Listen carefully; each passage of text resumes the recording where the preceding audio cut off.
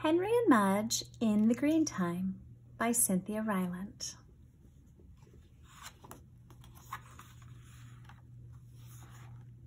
The picnic.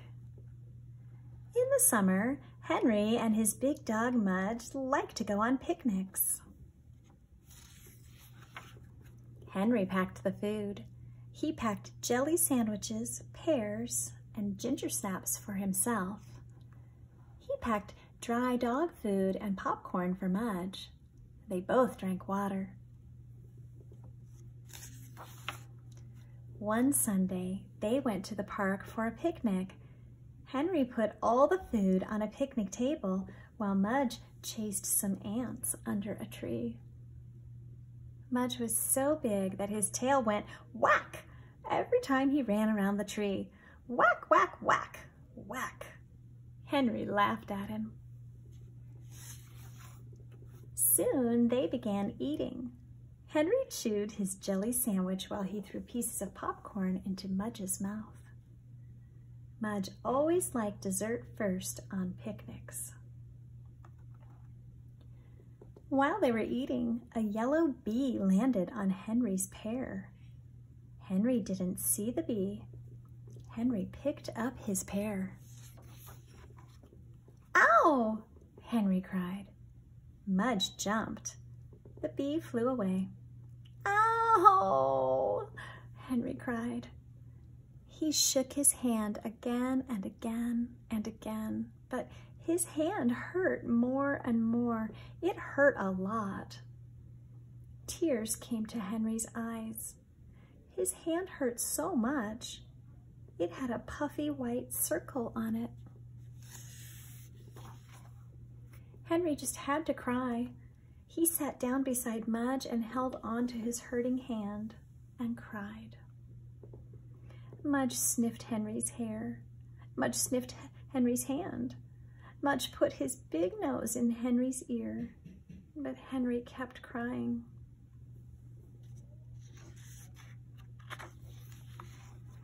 Then Mudge licked Henry's face. Mudge liked the taste. It was salty. So Mudge licked Henry's face again and again and again. Every tear that Henry cried, Mudge licked away. Henry cried, Mudge licked, and the hand hurt. But in a while, the hand stopped hurting. Henry stopped crying, and Mudge stopped licking. Henry looked at Mudge and smiled. Henry picked up a ginger snap. He took one bite and gave Mudge the rest. "Thanks," said Henry. Mudge wagged his tail and waited for another cookie. The bath. On hot days, Henry liked to give Mudge a bath.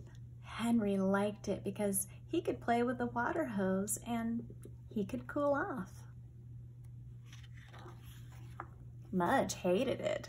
Mudge knew when he was going to get a bath, he would see Henry looking for the dog shampoo. And when he saw Henry hooking up the water hose, he tried to hide under the steps. But it never worked. Henry would take Mudge into the front yard in the sun and he would hose him down. Oh, Mudge hated it. His eyes drooped, his ears drooped, and his tail drooped. When he was all wet, he looked like a big walrus. Henry laughed at him. Then Henry would soap him up. Henry scrubbed his head and his neck and his back and his chest and his stomach and his legs and his tail. Mudge really hated this part. He drooped even more. Then Henry hosed Mudge down again. But before Henry could grab a towel, before Henry could get Mudge dry, Mudge always got Henry back because when Henry let go, Mudge started shaking.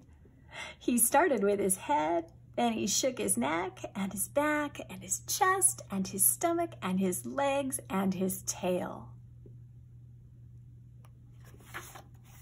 Mudge shook so hard that when he was done, he was mostly dry and Henry was mostly wet. Then Mudge looked at Henry and wagged his tail while Henry dried Henry with a towel.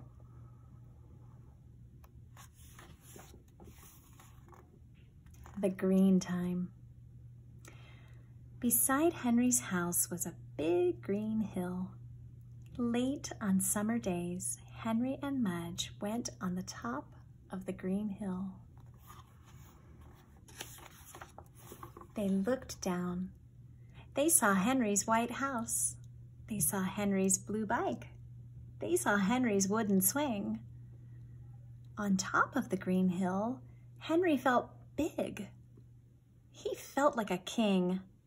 He saw his things below him and he felt very big.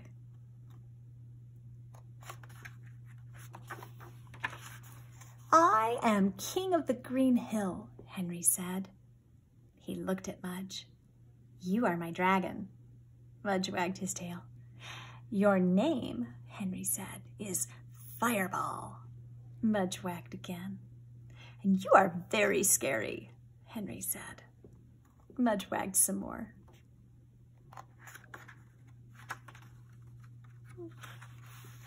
Henry and Mudge marched all over the top of the green hill.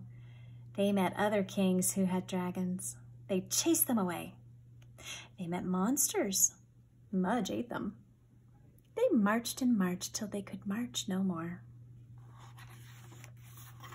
Then they found a magic tree on the green hill. It was a tree for kings and dragons who were tired.